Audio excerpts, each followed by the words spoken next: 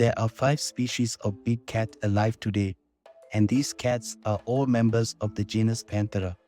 They can be found in quite a few habitats around the world, but wherever they are found, they are usually near the top of the food chain.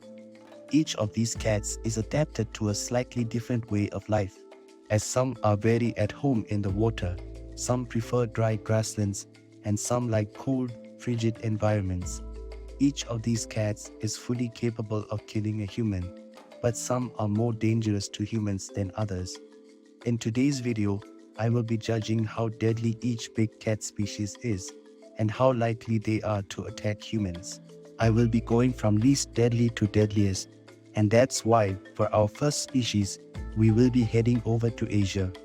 The snow leopard is native to the mountain ranges of Central and South Asia, and it's perfectly adapted to this environment. They blend in almost perfectly with their environment, and they are one of the hardest big cats to spot in the wild. These cats are expert ambush predators, and they feed on a variety of ungulates and small mammals. In some places across the snow leopard's range, they will prey on domestic livestock. This often results in human-wildlife conflict, but really it's not the snow leopard's fault. These animals are simply just trying to survive, and the domestic livestock is very similar to their natural prey. This predation leads to some people poaching snow leopards, and their body parts are very valuable on the black market. This really is a shame, as the snow leopard is listed as vulnerable, and as big cats go, they are not very aggressive at all. There has never been a verified snow leopard attack on a human, and in the vast majority of cases, they just want to be left alone. This is why the snow leopard slots in at number 5 as the least deadly big cat to humans. For our next species, we will be heading over to South America, as we will be taking a look at the jaguar. The jaguar is the 3rd largest big cat, and it's the only living member of the genus Panthera native to the Americas.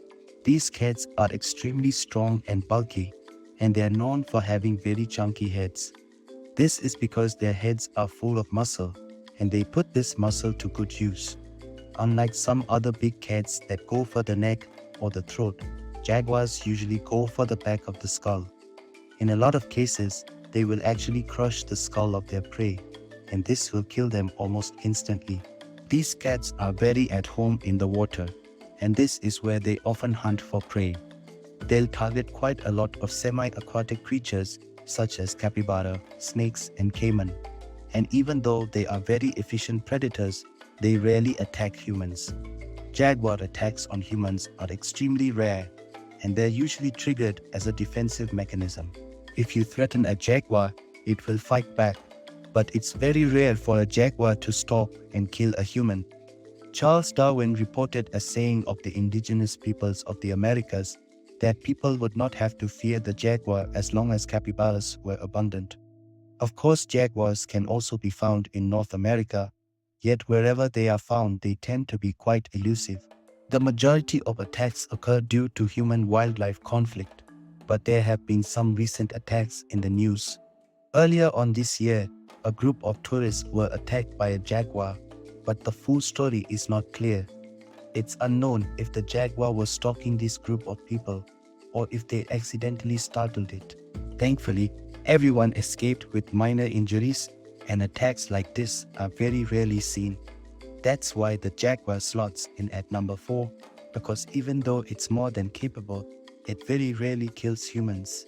For our next species, we will be heading over to Africa and Asia, as we will be taking a look at the leopard. Because the leopard can be found over such a large area, it does have quite a few subspecies. These subspecies can differ in size and shape, and they do look very similar to the jaguar. Leopards are less stocky and muscular than jaguars, and they tend to be slightly smaller on average. Their diets and behaviors completely depend on where they are found, but the leopards in Asia seem to be more aggressive towards humans than the leopards in Africa. Even though the leopard is an expert ambush predator, its life is far from easy. It has many competitors and natural enemies across its range, including animals such as hyenas, bears, dogs, and even other cats.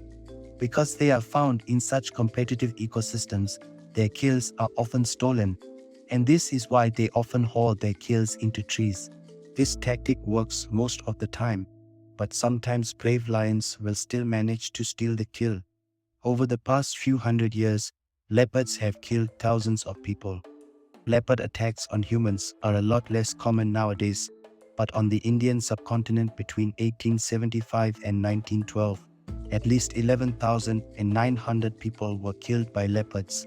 In some countries such as Nepal, leopard attacks are still relatively common, and this is mostly due down to human-wildlife conflict. There can be as many as 55 deaths per year in Nepal, and there are even more in India. Thankfully, most leopard attacks on humans are not fatal, but there were some notable attacks earlier on this year. That's why the leopard slots in at number 3, because even though attacks are relatively common, these attacks are often non-fatal. For our next species, we can stay in Asia as we will be taking a look at the tiger. The tiger is the largest living cat species, and once again, it has a massive distribution. It has 2 subspecies and quite a few different populations. And unfortunately, some of these populations are no longer with us. The tiger is a true apex predator, and its diet completely depends on where it's found. Across most of their range, they feed on deer and wild boar. But these animals will actively hunt and kill humans. Tigers are one of the few predators that see humans directly as a food source.